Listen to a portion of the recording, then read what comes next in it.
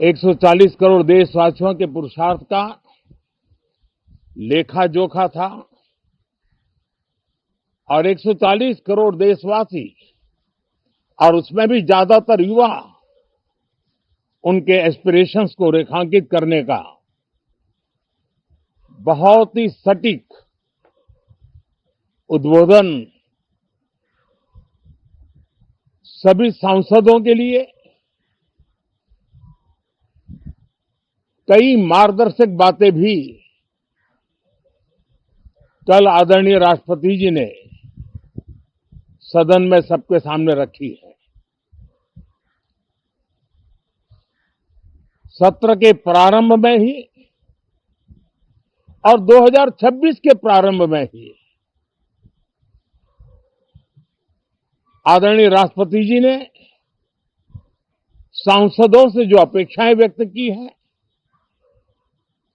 उन्होंने बहुत ही सरल शब्दों में राष्ट्र के मुखिया के रूप में जो भावनाएं व्यक्त की हैं, मुझे पूरा विश्वास है कि सभी माननीय सांसदों ने उसको गंभीरता से लिया ही होगा और ये सत्र अपने आप में बहुत ही महत्वपूर्ण सत्र होता है। ये बजट सत्र है। 21वीं सदी का एक चौथाई हिस्सा बीत चुका है। ये दूसरे चौथाई का प्रारंभ हो रहा है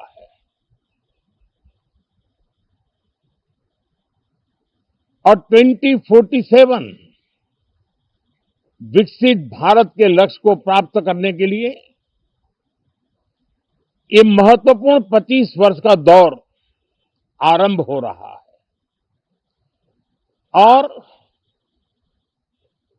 ये दूसरे क्वार्टर का, इस शताब्दी की दूसरे क्वार्टर का ये पहला बजट आ रहा है और वित्त मंत्री निर्मला जी देश की पहली वित्त मंत्री ऐसी है, महिला वित्त मंत्री ऐसी है जो लगातार 9वीं बार देश के संसद में बजट प्रस्तुत करने जा रही है। ये अपने आप में एक गौरव पल के रूप में भारत के संसदीय इतिहास में रजिस्टर हो रहा है। साथियों, इस वर्ष का प्रारंभ बहुत ही पॉजिटिव नोट के साथ शुरू हुआ है। आत्मविश्वास भरा हिंदुस्तान आज विश्व के लिए आशा की किरण भी बना है, आकर्षण का केंद्र भी बना है। इस क्वार्टर के प्रारंभ में ही भारत और यूरोपियन यूनियन का फ्री ट्रेड एग्रीमेंट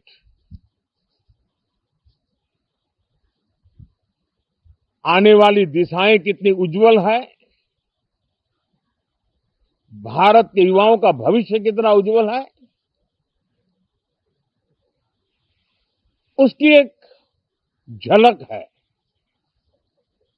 ये free trade for ambitious Bharat है। ये free trade for aspirational youth है। ये फ्री ट्रेड फॉर आत्मनिर्भर भारत है। और मुझे पक्का विश्वास है, खास करके जो भारत के मैन्युफैक्चरर्स हैं, वे इस अवसर को अपनी क्षमताएं बढ़ाने के लिए करेंगे। और मैं सभी प्रकार के उत्पादकों से यही कहूंगा कि जब भारत यूरोपियन यूनियन के बीच मदर ऑफ ऑल डील्स जिसको कहते हैं, वैसा समझौता हुआ है तब मेरे देश के उद्योगकार, मेरे देश के मैन्युफैक्चरर्स अब तो बहुत बड़ा बाजार खुल गया, अब बहुत सस्ते में हमारा माल पहुंच जाएगा, इतने भाव से वो बैठे न रहे। ये एक अवसर है और इस अवसर का सबसे पहला मंत्र ये होता है कि हम क्वालिटी पर बल दें।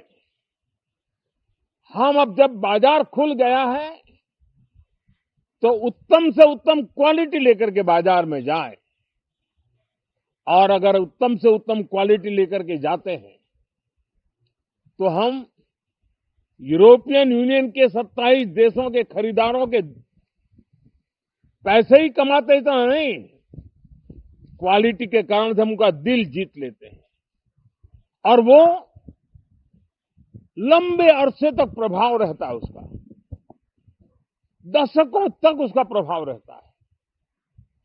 कंपनियों का ब्रांड देश के ब्रांड के साथ नए गौरव को प्रस्थापित कर देता है और इसलिए 27 देशों के साथ हुआ ये समझौता हमारे देश के मछुआरे, हमारे देश के किसान, हमारे देश के युवान, सर्विस सेक्टर में जो लोग विश्व में अलग अलग जगह पे जाने के उत्सुक हैं, उनके लिए बहुत बड़े अवसर लेकर के आ रहा है और मुझे पक्का विश्वास है एक प्रकार से कॉन्फिडेंट, कॉम्पिटिटिव और प्रोडक्टिव भारत की दिशा में ये बहुत बड़ा कदम है। साथियों, देश का ध्यान बजट की तरफ होना बहुत स्वाभाविक है, लेकिन इस सरकार की ये पहचान रही है रिफॉर्म, परफॉर्म एंड ट्रांसफॉर्म, और अब तो हम रिफॉर्म एक्सप्रेस पर चल पड़े हैं, बहुत तेजी से चल पड़े हैं और मैं संसद के भी सभी साथियों का आभार व्यक्त करता हूं कि इस रिफॉर्म एक्सप्रेस को गति देने में वे भी अपनी सकारात्मक शक्ति को लगा रहे हैं और उसके कारण रिफॉर्म एक्सप्रेस को भी लगातार गति मिल रही है।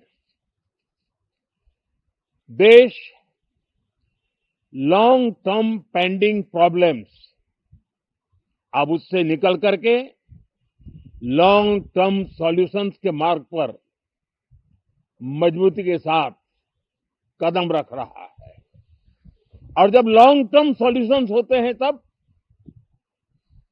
प्रेडिक्टेबिलिटी होती है जो विश्व में एक भरोसा पैदा करती है।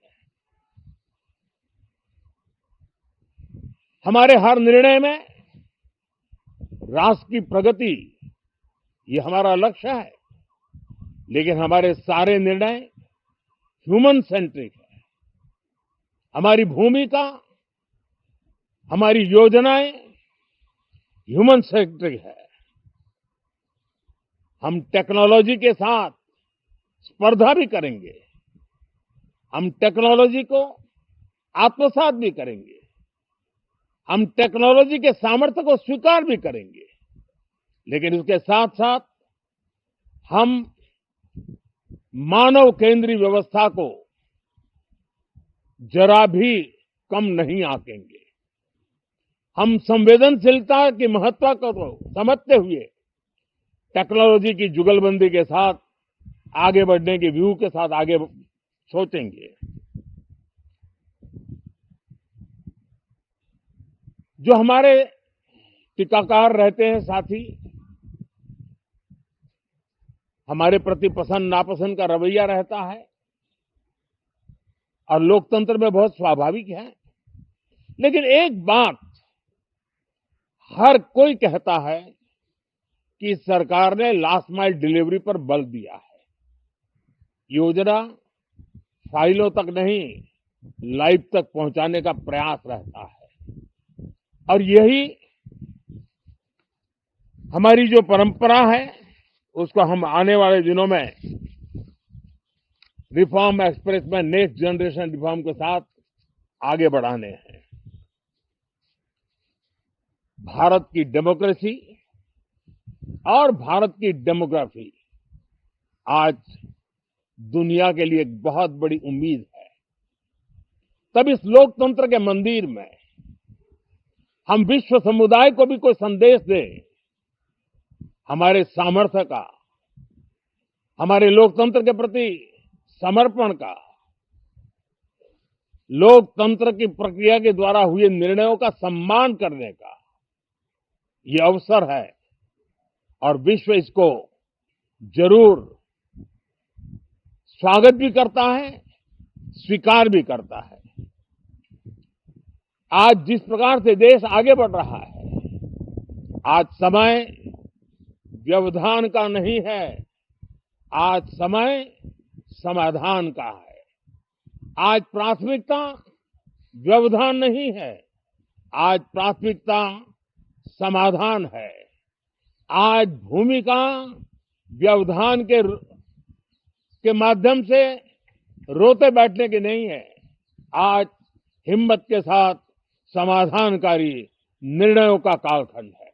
मैं सभी माननीय सांसदों से आग्रह करूंगा कि वे आएं, राष्ट्र के लिए आवश्यक समाधानों के दौर को हम गति दें, निर्णयों को हम शक्ति दें और लास्ट माइल डिलीवरी में हम सफलतापूर्वक आगे बढ़ें।